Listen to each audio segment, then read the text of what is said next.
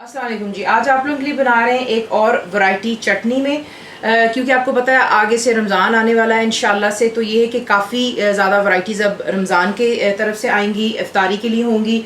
तो सबसे पहले आपको चाहिए चटनी के लिए पुदीना यानी कि फ़्रेश मिंट इस्तेमाल करेंगे। इसे मैंने वॉश करके रखा हुआ है। इमली का पल्प आपको चाहिए यानी कि उसका जो सॉस होता है। सिंपली आपने क्या करना है कि इमली को आप पानी में डाल करके भिगो करके रखते हैं और अच्छी तरह हाथों से मसल कर आपने जितना भी उसकी बीज वगैरह निकाल दें उसको सिव कर लें, यानी कि स्ट्रेन कर कर जो है उसका थिक सा जो बाकी बच जाता है गूदा वो हम यहाँ पर रख रहे हैं।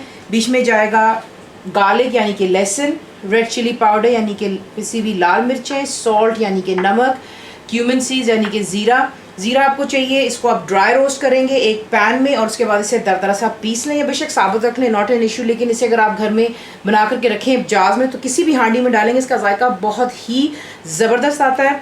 तो ये हो गया चटनी के लिए। यहाँ पर आप देख सकते हैं मैंने पाउडर शुगर रखी हुई है। अगर आपने इसको थोड़ा सा मीठा टच देना है क्योंकि ये दो तरीके से बन सकती है, स्पाइसी और खट्टी भी बन जाती है स्पाइसी, और साथ में बीच में जो है चीनी डाल करके मीठा भी हो सकता है। तो मैं आपको दिखाऊंगी आगे आप इसको कैसे करेंगे। यहाँ पे आप लोगों के लिए क्विक मैसेज है दोबारा से, प्लीज़ मेरे नाम पर काफ़ी फेक वेबसाइट्स और पेजेस बन रहे हैं, तो प्लीज़ का ख्याल कीजिएगा। जो मेरा ऑफिशियल वेबसाइट है वो है cookWithFaiza.net। उस पर जो मैंने आपको लिंक्स दिए हैं अगर आप उसे क्लिक करेंगे आप सीधा मेरे फेसबुक पर जाते हैं। मेरा फेसबुक पेज है cookWithFaiza 786।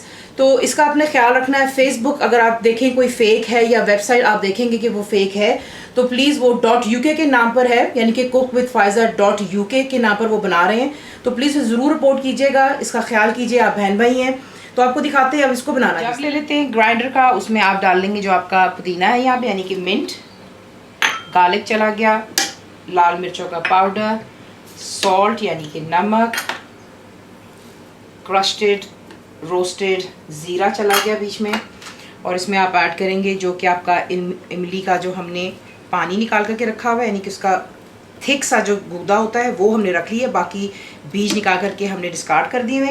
इसे अच्छी तरह हम पहले ग्राइंड पर आपको मैं दिखाने लगी हूँ कि आप इसको किसी सर्व कर सकते हैं। बेसिकली जो ये चटनी है आपकी हो चुकी है तैयार। इसे आप यहाँ पर इस्तेमाल कर सकते हैं परफेक्टली।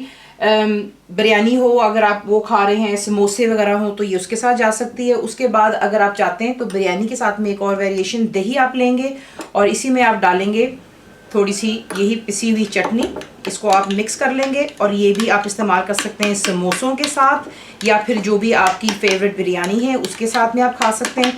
तो आपको दिखा दिया कि एक चटनी के साथ में आप तीन चीज़ें कर सकते हैं। सॉरी थोड़ा सा गिर गया है, और एक हो गया ये वाला।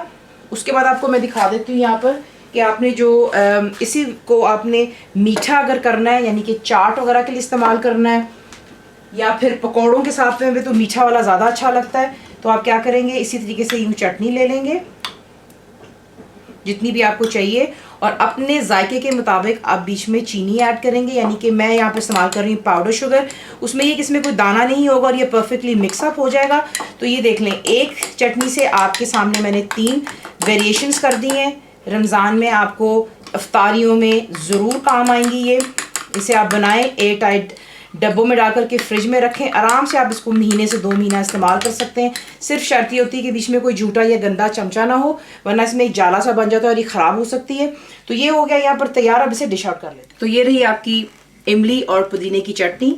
एक चटनी से आप इसको 3 तरीके से सर्व कर सकते हैं, चाहे वो पकौड़े हो, बिरयानी हो, चाट हो, दही बल्ले हो। ज़रूर ट्राई कीजिएगा। फुल रेसिपी के लिए आप जाएंगे मेरी वेबसाइट जिसको cookWithFaiza.net पर। ज़रूर बनाइए। आपको कैसा लगा दुआ में याद रखें। Thank you for watching the video.